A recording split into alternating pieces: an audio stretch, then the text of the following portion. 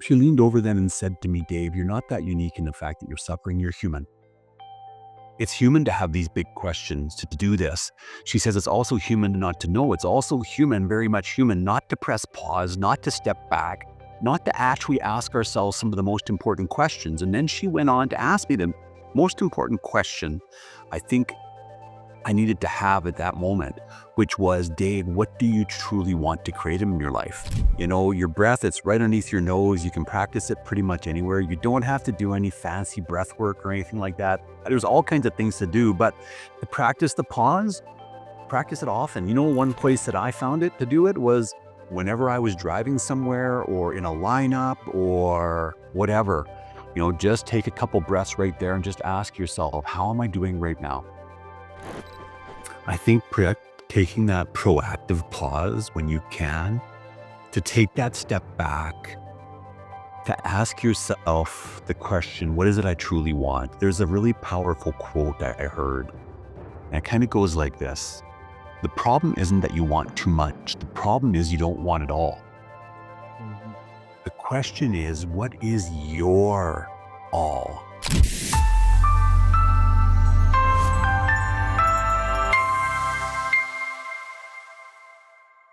Hey there, and welcome back to EI Cafe with Azeem. Before we dive into today's conversation, I just want to take a moment to say thank you. Yes, you, for showing up, whether this is your first episode or you have been with me since the early days. I genuinely appreciate your time, your curiosity, and your willingness to grow. Now, here is something interesting I came across. Did you know that nearly 50% of podcast listeners tune in regularly but haven't actually hit the subscribe button? Which means there are good chances you might be loving the content but still missing out on the episode that could really spark a shift in your thinking, your leadership, or even your personal growth.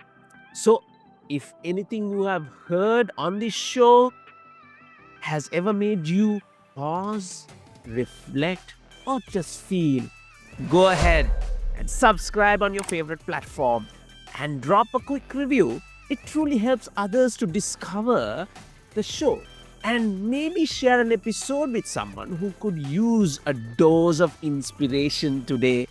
I am committed to making each episode more meaningful, more relevant, and truly worth your time. My promise to you, I'll keep showing up with honest conversation, inspiring voices, and ideas that matters to help you grow from inside out.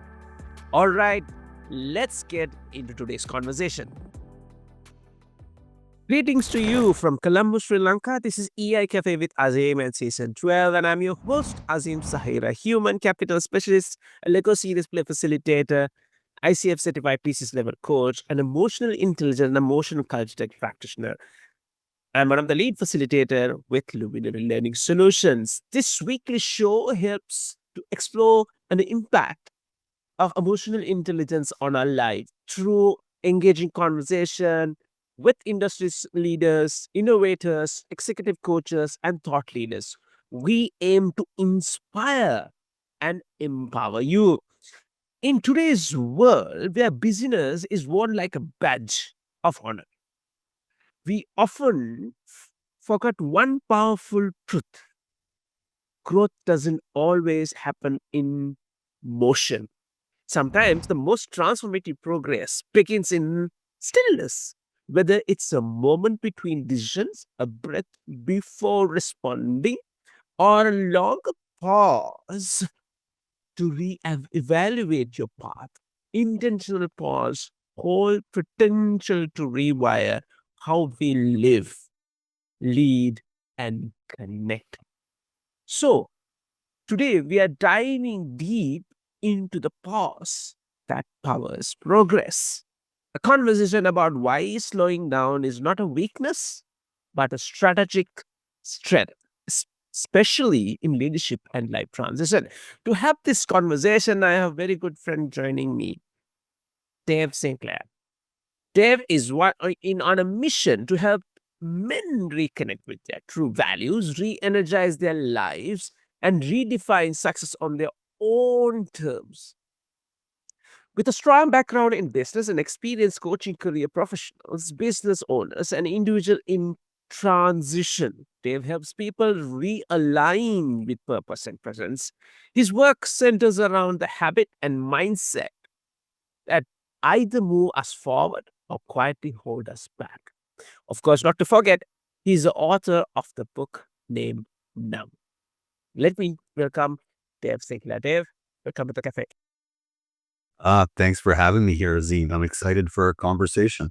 Brilliant. So, Dave, first and foremost, thank you very much for checking into the cafe to share your thoughts on it.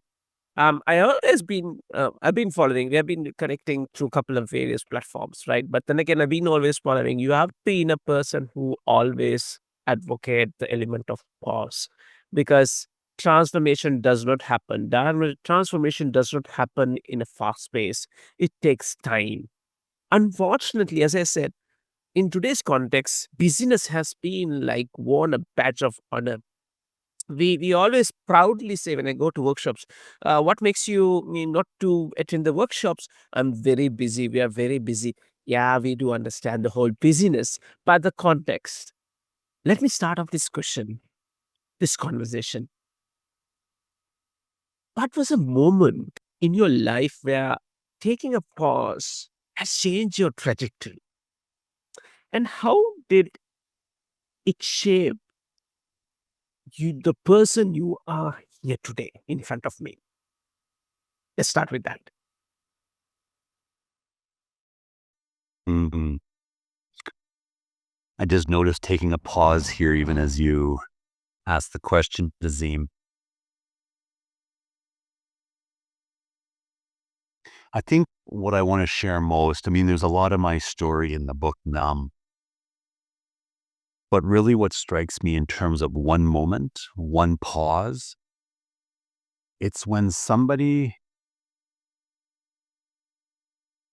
stepped back to kind of notice where I was, contact me, and then to ask me probably the most profound question after making a statement that kind of stopped me in my tracks. So let me share the story here. I've been on my journey here for the last, 13, 14 years. I call myself a recovering business owner. Um, with the idea of being in recovery from business owner, I'm also in recovery from, I chose to remove alcohol from my life. I chose to get a lot of the unhealthy coping mechanisms out of my life a while back. And as part of that transition, as part of that step back away from there, I did a lot of deep work with myself, including meeting with psychologists on a regular basis, just to kind of do a lot of unpacking of, you know, what had kind of led to myself being where I was. Anyways, I remember this one very profound moment in my psychologist's office. I was in there and he was about maybe 6 months into my initial pivot, my initial step back before I could start moving forward. And I was in my psychologist's office and I was sharing with her how I just couldn't find it. I had my hands up in the air. I'm just like, I can't find it. I can't move. I can't get peace. I just can't get it. And she finally looked at me, stopped me dead in my tracks, looked me square in the eyes and said to me the most profound thing I've ever heard. She says, Dave, you're not that effing unique. Laid it right between the eyes, says, you're not that effing unique. You're not unique in the fact that you're suffering. You're not unique in the fact that you're looking for these things. And it just stopped me right dead. It was like I was completely seen and found at the same time.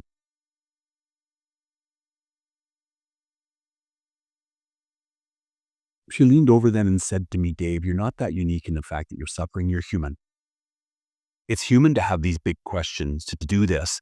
She says it's also human not to know. It's also human, very much human, not to press pause, not to step back, not to actually ask ourselves some of the most important questions. And then she went on to ask me the most important question I think I needed to have at that moment, which was, Dave, what do you truly want to create in your life? And after being met that way, after being seen and seeing that I was really just living the human condition, it came to me instantly. I wanted peace. I wanted connection. And ever since there, from her asking me those two questions, ever since there, I'd be moving forward from and towards those two values. Of course, my values have built very much from them, but taking that pause to step back and ask yourself truly what you do want, to see yourself, to see your suffering as being very human, was probably the most powerful thing that's ever happened in my life, Azeem. Brilliant. And then it's so much of reflections over there, right? And they've I don't know what I sense and what I felt when you're talking that particular element, and when your psychologist is say asking those questions really enable to reflect in yourself, and that reflection to be made that's caused the pause. Am I correct? I think it was the reflection, but I think it was before the reflection. It was how she met me where I was. She completely saw me, held the space, and all of a sudden, I didn't feel broken. I didn't feel alone. I was just living the human condition. I was living something very natural. And being seen that way all of a sudden dropped all the pressure on myself for her to ask that question. So she asked that profound question, but if she would have asked me the question 10 minutes earlier when I was kind of really up in my head, before meeting me, before giving me that kind of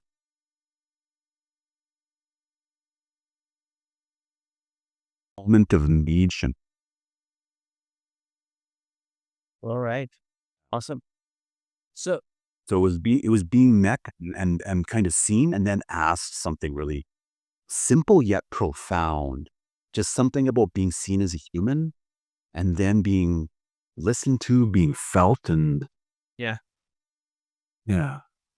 So what I understood on this particular whole notion of pause, people think that keep busy, keep running. I love your tagline in your book about you talk about rat race, right? Right, the rat race, right? I'll tell you of an experience what I had. I had to one of the senior most set of people in the government institution, and we ran a leadership development program, and then and messaged her, how are you, ma'am? How are things? How is happening? She said, Azim, we are back on the rat race. So the question lies when you go into the organization context. Now, Dave, I'm taking a bit of a meta level into this. When you go into organization context and you work with entrepreneurs, you work with business leaders, what is making them not to pause? Why do you think we need to inculcate this whole culture of pause? And what does this record, you know, leaders need to recognize this importance of pause, and what would be that reward they will get through this? What is your thought? Yeah. Everybody's addicted to something, Azim. I think a lot of business leaders are looking for that recognition of being seen, of being recognized, and probably learned very young, at a very young age, that if I keep working, if I keep striving, if I keep doing this, I'll get the little pat in the back. Not by anybody's fault necessarily, but by society and just what we've been normalizing. We normalize the struggle. We normalize the trophy. We normalize the next thing done well. We normalize the next. That's where it's going to be, somewhere out there, somewhere way out there in this picture perfect kind of ideal world. I'm finally going to be what? Loved? Seen as worthy? Accepted? I don't know. I think a lot of the leaders I work with, they've got all kinds of different coping mechanisms, whether it being a couple extra scotches at night or numbing out in front of the TV or chasing and doing so that we don't have to feel the discomfort of, well, if I'm not doing, who the hell am I?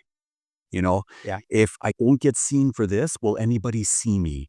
I think at the end of the day, a lot of it comes back to, what is it that's really, for the little Azeem or for the little Dave inside of me or the little leader, what did we learn early on? That pat on the back, that attaboy.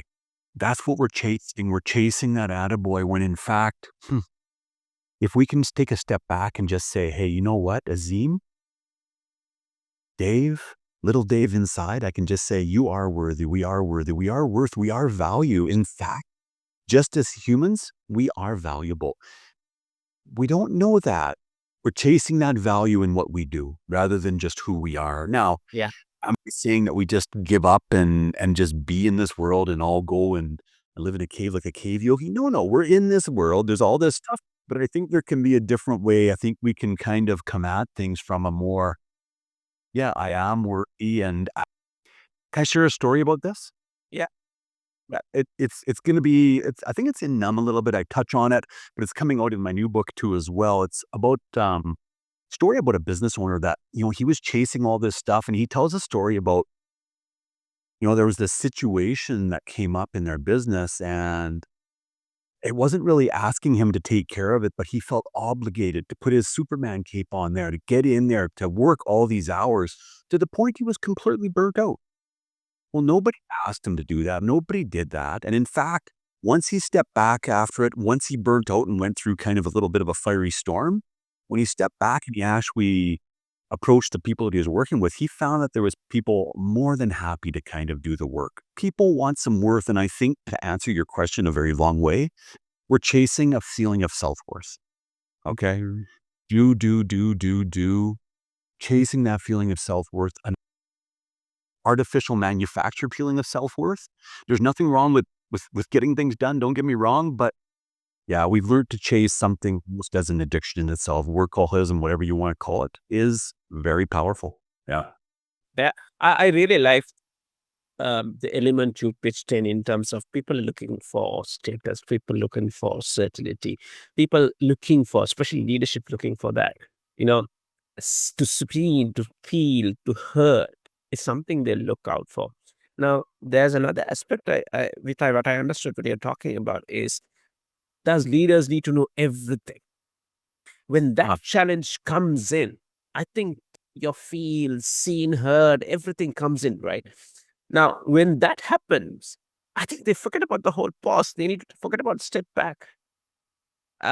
This is my take. You as leaders, you don't need to be like know everything, and that's the problem, right? And then the stress comes in, and that's why you keep running and you pushing people, and those people also fall in the same trap, and that's become the rat race, isn't it? Agreed. Very well said. There's something really powerful in what you're saying there. 100%. We're not pressing pause. Something's coming up in the business. It's activating a protective part in us to jump in, to help somebody else, to work, to do, to forge forward. But that protective part, just like you're alluding to here right now, what's it trying to protect? Well, it's trying to protect feelings of unworthiness inside of us. Okay.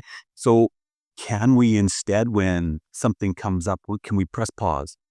Like even right now, both of us just press pause. We don't know all the answers to us. It's not perfect, but we press pause. We take a breath and we turn back inside. I'm not quite sure if I have the perfect answer even for Azeem right now, and that's okay. If I take the time to press pause, to almost calm my desire to want to have the perfect answer for you, Yeah. well, then I can slow down, respond, and even by sharing that, as I share that there's a part of me that wants the perfect answer, what does that feel like to hear that from me, Azeem, right now? For you? Absolutely. I think what another example I will take, right? Meetings in a corporate context, and everybody say when you go, I always say like, hey people, go and check your calendar. How available you are. How available you are to have a conversation with your subordinate. Because we say I have a meeting after that meeting, back meeting after meeting, back after meeting. Keep talking about meetings. So I said, okay, when I take I'm going to break, and it's not going to be productive, right, Dave? So let me come to this. What is so why pause matters? What is Let's talk to productivity. Why it's so productive to take a pause, take a step back? What is the impact in yourself and in terms of an organization's context into the performance? What's your thought on that? Yeah. I'll answer like this. When do you have your best breakthroughs, Azeem? Is it when meetings are stacked up meeting to meeting to meeting? When do you have your best breakthroughs? Have you ever heard have you ever had when you're in a shower, you're just kind of sitting there and you've turned everything off, it's all of a sudden, that's it. I don't think I know that if I don't, and I actually schedule blocks of time in my calendar, Azeem, to make sure that I have purposeful time to pause. Mm. How do we take that step back? How do we catch our breath? How do we recharge our brain so that we actually have a little bit of white space in between all of our meetings? Music, for example. Okay, this is going to be a little abstract, but there's the notes in the music. But what makes the new notes possible? The emptiness. If we're just meeting after meeting after meeting, I even feel that in my body. I just get tense. But imagine a calendar where you have, say, 4 or 5 meetings in a day, and you've got 4 or 5 deliberate blank spots in a day. Maybe one for just some reflection, to get outside, to walk in the trees for a little bit. 10 minutes. Who cares, right? Purposefully have an alarm go off so you can take a breath. Even in a conversation right now, purposefully pausing so that I can connect with you even more right now. And Azeem, and if I had something stacked on right at the beginning of this and the end of this, would I be able to be available like I am right now for you, for ourselves? Do we have to be stacking up all these meetings, or can we deliberately have some extra space in there? I'm a big believer in having a little bit of extra space, and the power of what that extra space, extra people power, where that might be, the power of the pause. I think there's so much power in just a little bit of space for the creative mind.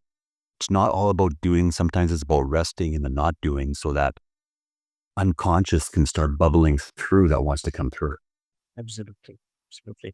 Now, here's a bit of tough questions for you, right? Now, we talked about the important, we talk about, now the challenge is, how do you inculcate such culture within self, within our home, and most importantly, in an organization where you work with business leaders also, you work with entrepreneurs also, because it's just not on the leadership. It should be employees. It should be everyone in the organization need to inculcate this habit of pause. But how can we inculcate such culture? Anything you have in your, I know, bag, you can put it out. Yeah, I think for me, I think it starts at the top. A lot of businesses, a lot of organizations will talk about mental well-being, having some space, taking some time. But then you take a look at the leadership team, and they're wearing that badge of honor of working 80 hours a week. We're going to basically mimic what we see. So I've seen some shifts in the organizations where now the leaders are leading by example. Mel Robbins, in one of her podcasts, she talked about this. She said, you know what? What do you think the number one intervention you can do for somebody that's struggling is? A little bit off tangent, but yeah, what would you say the number one intervention you can do with someone close to you that's struggling, Azeem? What do you think it would be? Yeah. What would you think the number one intervention you could do for somebody who's struggling? Mm. Yeah. She went on to say the number one thing you can do, she was talking to this Harvard psychologist, is lead by example. Take care of yourself. So leaders in the organizations that really live this way, I think, can talk about it and encourage it, make space for it. Inclusive. I think two can go hand in hand. Can business be stressful? Absolutely. Yeah. But as leaders, I think we can lead by example, and yeah, practice that pause ourselves. Yeah. Right. So let's talk about some rituals and habits. How do you think we should bring this whole element? What are some of the ways? Pause is so important, but there might be audience and listeners over here who's going to watch and listen to this podcast. They don't know how to do this whole element of pause. How can we do it? When can we do it? What moment to bring that particular grounding? How the environment should be? Does it need to be at a very calmful pace, or is it in a busy corporate environment when we can do? What's your thought? I know I'm bombarding a lot. couple of, but other 7 to 5 minutes more. So I'm just making sure that we get the maximum out of you. Yeah, I think I think I can answer it for what works for me and what I've seen work for other people is find micro moments to keep practicing. It comes up, we don't rise to the level of our expectations. We fall to the level of our training. So train lots, train often, and find simple ways to do it. You're in the grocery line, take a couple full breaths in and fuller breaths out, right? You know, practice tactical breathing, fork square breathing, practice 2 for 1 breath. Find the simple things that work for you. Your breath, it's right underneath your nose. You can practice it pretty much anywhere. You don't have to do any fancy breath work or anything like that. There's all kinds of things to do, but to practice the pause, practice it often. One place that I found it to do it was whenever I was driving somewhere or in a lineup or whatever, just take a couple breaths right there and just ask yourself, how am I doing right now? Just check in with your own emotional intelligence. Ask yourself how you're doing. Ask yourself what you need. Just a couple of breaths, right? Heck, another good trick is every doorway you walk through, ask yourself, who do I want to be? How do I want to show up on the other side of this door? Take a breath and just be that person as you walk through the door.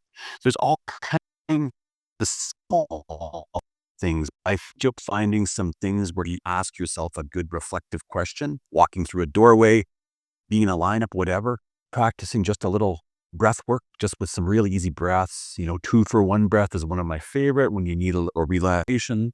Just breathe in for a count of 4. Breathe out for about a count of 8 through pursed lips if you can, but through your nose is fine. You can do that in the middle of meeting, feeling a little activated, feeling a little ungrounded, feel your feet on the floor, take a breath. It doesn't have to be much. I'd say the smaller things are the best things, and practice the absolute crap out of them. Practice them when you don't need them. Yeah, that's the best time. When's the best time to practice something? When's the best time to, are you going to practice it when you're activated? Probably not. So, But if you practice it a lot when you aren't activated, maybe it is available when you are. yeah, I love the part you touched the element of emotional intelligence, right? Why? Now, sometimes people, there are a couple of friends when I hang out, like, hey guys, what's up? What's happening? Man, it's so busy, you don't have time to breathe. I said, right, why are you breathing? Just let it go, right? Just let it go. So what people need to understand, I think, Dave, I'm trying to echo what you said. People need to understand breathing can really help you to pause. At the same time, it will enable you to recognize the triggers, especially on the cues, right? On the road, the jam traffic, and you're here going to run for an important meeting. Uh, it's important to recognize the triggers. This pause can really help us to recognize the triggers. So that's what this breathing brings. And it's an important and it's free of charge unless we go to the ICU to pay for it. That's a different story. Absolutely. So, yeah. So I think our listeners and viewers got plenty of golden nuggets from this conversation. So, Dave, are you ready to get your rapid fire out questions? So, Absolutely. right. So it's going to be very simple as it is. Yes, for me to ask questions, but let's how it is. I want short and sharp, sweet answers from you. And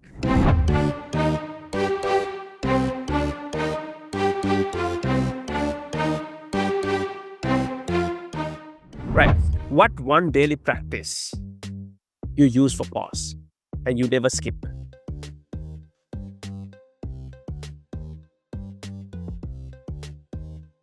Well, I don't know if there's one that I never skip, but because there is the odd day it doesn't come up.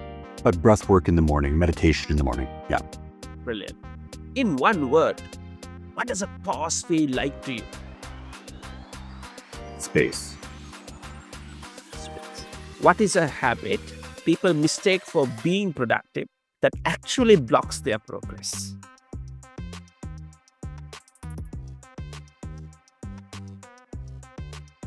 I'd say the habit of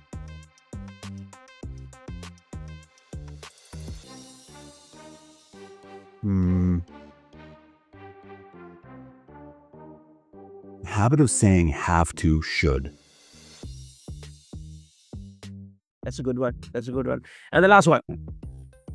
Pause in a meeting or pause in a crisis? Which is harder and why?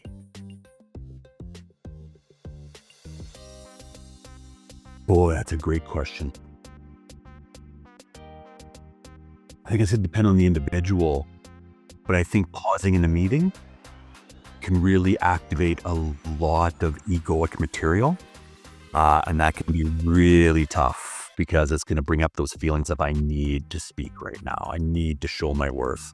Yeah, I think worth over pausing to help say, I think the meeting might actually be tougher. I'm sorry for putting you on the spot like this. And I love it. I love this particular segment because it gives lot of reflection and lot of rich content for me. So it helps the listeners and audience also because these are the real facts which happens on there on real life, which we nobody expect to get an answer. So I thought let's put it in a way. So Dave, as we come for end of our conversation, what would be one key message you want to give to our viewers and audience who is watching and listening this?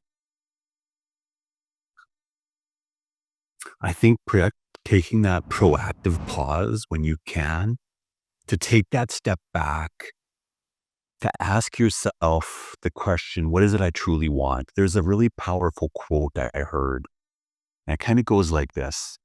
The problem isn't that you want too much. The problem is you don't want it all. Mhm. The question is, what is your all? What's really, truly important to you? Not necessarily what society has told you or what you think you have to do, Yeah. but taking that pause to step back and have time with yourself to really answer values-led all. For me, it was the most profound shift that I did. And I see it time and time. It can be really powerful for us. Fantastic. Brilliant. Thank you very much. Thank you very much, Dave, for giving this particular rich content for people to listen and watch. Ladies and gentlemen, as we wrap up here, here's something to reflect. When was the last time you paused? Not because you had to, because you choose to. A little bit of a question for reflect. The pause isn't the opposite of progress.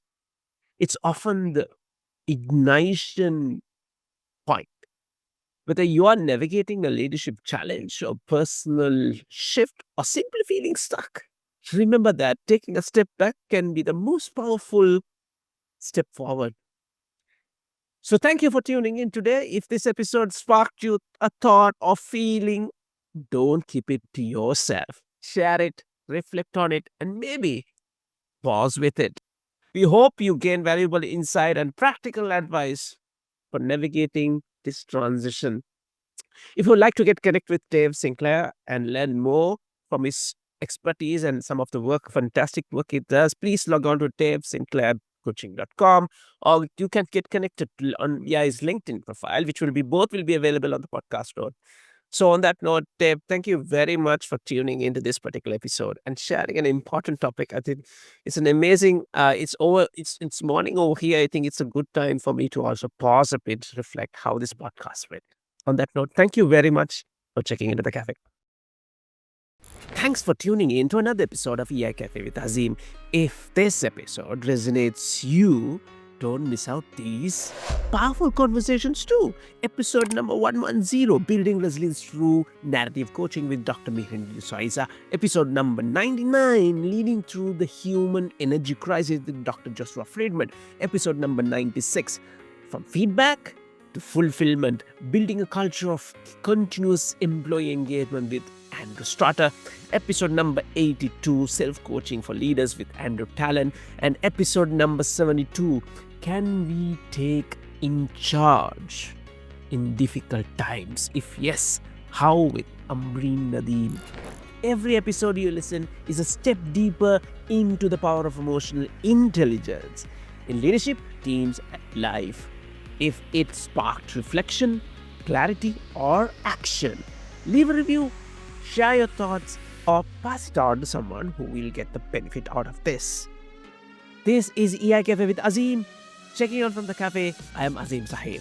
Until next time, tune into your emotions and turn them into insights. Stay safe. God bless you.